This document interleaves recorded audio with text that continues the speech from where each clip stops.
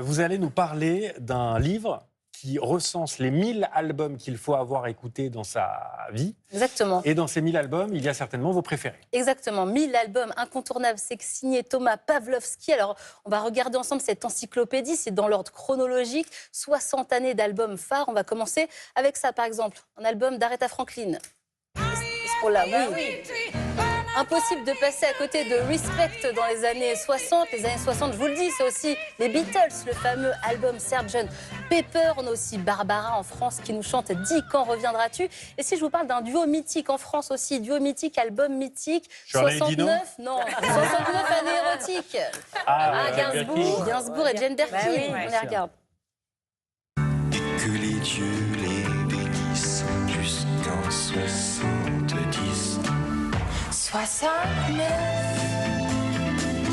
années érotiques. 69 années érotiques.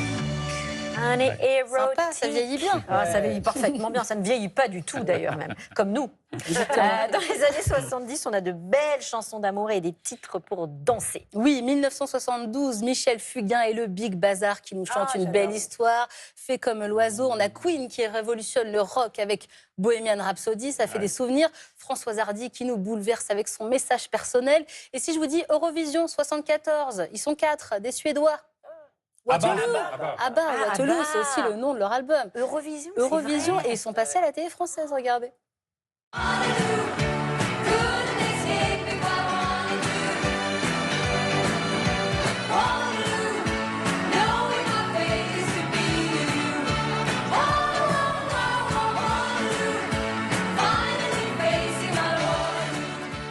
Et on passe maintenant, après ABBA et les années 70, aux années 80. Je crois que c'est une décennie que vous aimez particulièrement. C'est ma décennie préférée, album qui s'est le plus vendu dans le monde. Écoutez ça.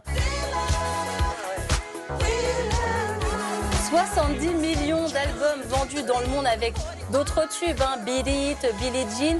80, c'est aussi Tracy Chapman, premier album éponyme, 3 Grammy Awards, c'est pas rien. Non. On a aussi France Gall avec Tout pour la musique, très bel album. J'adore. Sans oublier Michel Berger avec l'album Beau Séjour. Quelques mots d'amour ce matin.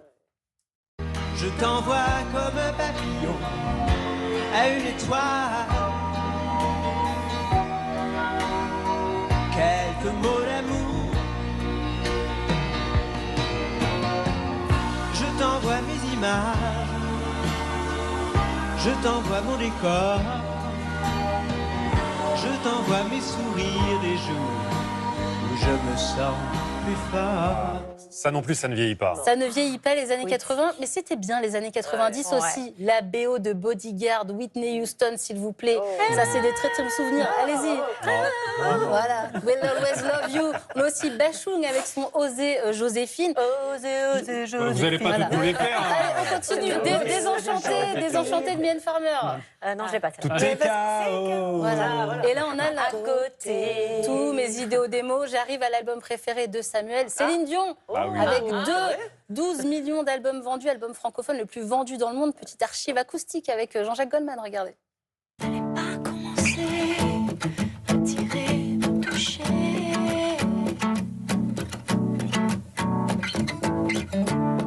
N'allez pas t'en donner, moi je sais pas jouer.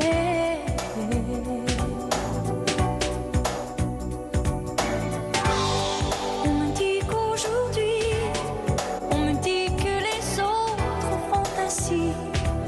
je ne suis pas les autres, non. Voilà, et je termine avec les années 2000, quand même votre album de chevet à vous, Mélanie. Amy Winehouse, Back to Black avec Rehab.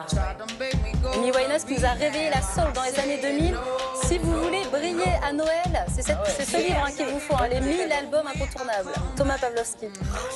J'adore.